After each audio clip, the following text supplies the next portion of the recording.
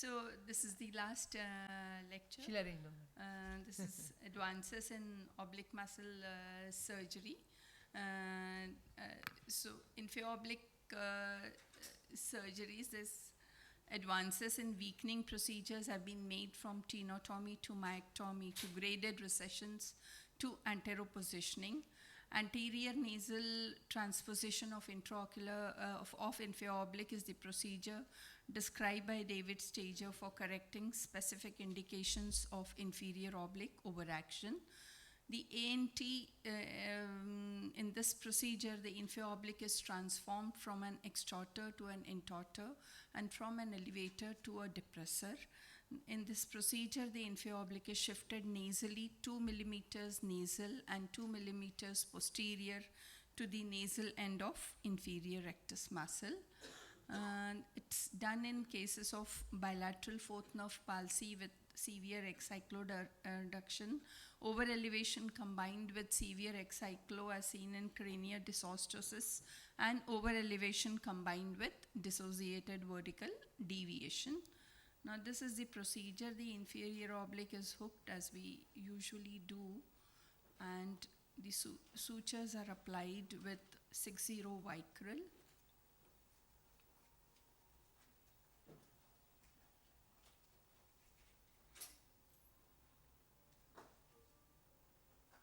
In doing an temporal transposition, especially if we spread out the two ends too much, then we could get an anti-elevation syndrome as we were discussing before this. And with this procedure, the risk of anti-elevation syndrome is reduced.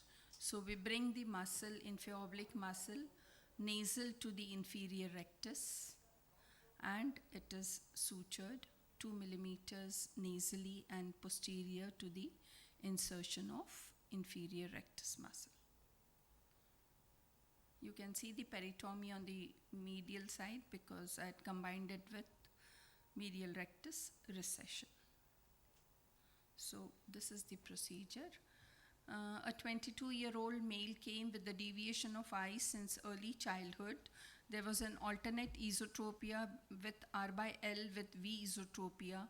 Prism bar cover test, he had a large ESO of 75 to 80 prism diopter for distance and near with grade 2 to 3 inferior oblique overaction, right eye being more than left, and fundus showed evidence of torsion. What we did was medial rectus recession of 6 millimeters with plication, right lateral rectus plication of 8 millimeters with ANT on right side, and left eye we did a recession of 6 millimeters with IO recession by Park's method. And you can see he had a large angled esotropia with a V esotropia and inferior oblique overaction on both the sides, and post-surgery the V also had collapsed, and the primary position esotropia was corrected significantly in one surgery. Then coming to certain advances in superior oblique surgery. Advances in superior oblique surgeries have been from uncontrolled tenotomy to various controlled procedures. We are nowadays doing selective weakening procedures like posterior tenectomy of superior oblique or selective strengthening as in Harada-Ito operation. Split lengthening of superior oblique is one such procedure which corrects the superior oblique overaction along with A pattern of strabismus. The split lengthening reduces intorsion, so it can be used as an effective procedure when both pattern and intorsion can be corrected. We do about split lengthening of 3 to 7 millimeter depending upon the overaction. Like for +2 overaction, a 4 millimeter split is done. For +3, 5.5, and for +4, a 7 millimeters split is done. Now the superior oblique is hooked nasal to the superior rectus muscle as is shown, and after clearing the muscle of the attachments, we put a non-absorbable 5-0 ethibond on superior half of the muscle tendon width, and then the second suture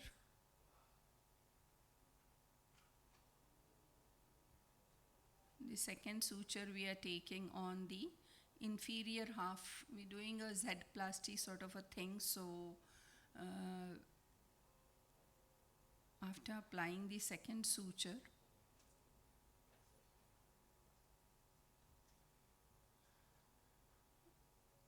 we'll cut the muscle as shown in the video, and after cutting the muscle, we approximate the two ends where the suture is applied. So as you can see, and then the conjunctiva is closed. So just a case, she had a female 29-year-old came with a deviation of eye since childhood. She had history of squint surgery done at 3 to 4 years of age in left eye. She had a left exotropia with aexotropia with dense amblyopia in left eye. Prism bar cover test was about 55 prism diopters for distance and near. Since her left eye was operated, we did her right eye recession of 8 millimeters and plication of about 6 millimeters was done, and MR plication, and split tenotomy was done on right side 5 millimeters and on left side 7 millimeters, as the left superior oblique was more overacting as compared to the right eye. And as you can see, this patient who had a left exotropia, but since left eye was operated, and she had a A-pattern exotropia. And this is post-operatively where the A had collapsed after doing the superior oblique split tenotomy. So advantages of superior oblique split tenotomy is we don't require any external material. The complications could be overcorrection and effect on horizontal deviation. Then just one procedure, it is as Ramesh has described, an adjustable SR advancement. Holmes and Leske have described an full tendon advancement of superior oblique tendon, though I have not done this procedure. And then the superior oblique is sutured to the superior border of lateral rectus muscle, and an adjustable sliding noose is done. This is for one-time adjustment on the table, and they achieve a 10-degree in-cyclotorsion on table so as to correct for the post-operative ex-cyclodrift. And then the noose is tightened, and they seem to have got good result with this procedure. Again, I'm inviting you all on 19 to Nagpur, and thank you for all my team, my colleagues, and my clinic staff. Thanks a lot. Thank you for an excellent presentation, Dr. Shubhangi. Any questions? I will have a question. For A pattern, you prefer a lengthening procedure or a chicken suture nowadays? What are you doing now? If it is a significant superior oblique overaction, I even do chicken suture. This I have tried in certain cases. No, but any advantages, like if this is more precise because we are measuring in chicken suture. Sometimes that loop can become a slightly bigger or smaller. But this, since we are measuring the muscle, and I feel it is like 7 millimeters means 7 millimeters. So, Rohit, you want to comment anything?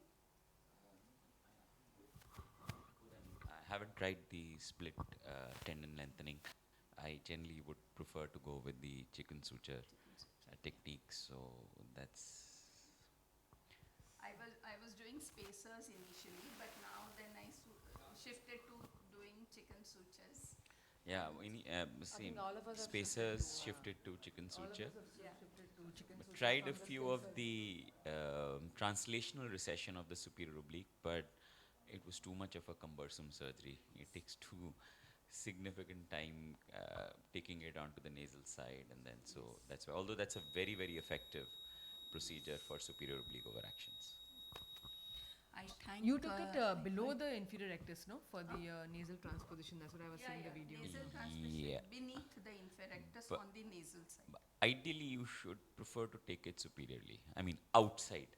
I mean, inferiorly anatomically, but outside because the IO is coming from outside. Yes. The ligament attachment is here. Yeah. So you just rotate it like Okay. this. So that's how I mean, like that. In fact, all the IO recession procedures are like this. So you're Okay. recessing them, or you're anterior positioning them, or you're bringing them nasally.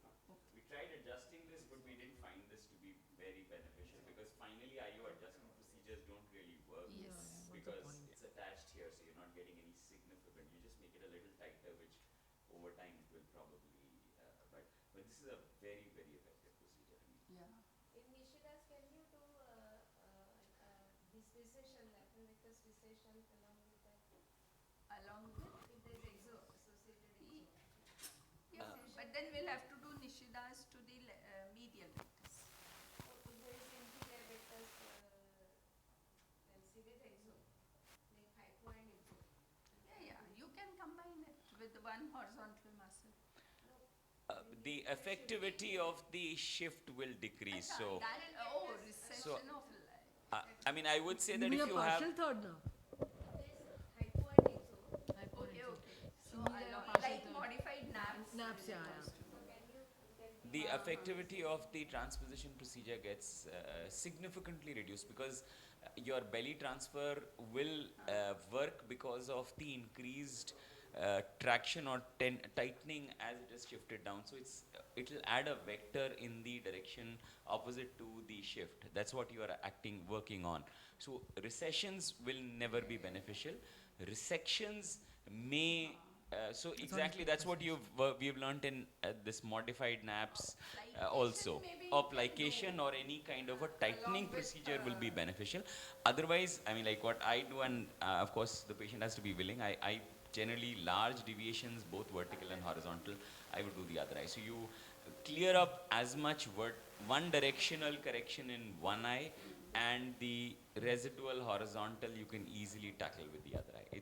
It's so much convenient, predictable as compared to, because we are not always sure how much correction you're going to get by doing all this in a procedure which itself is a little.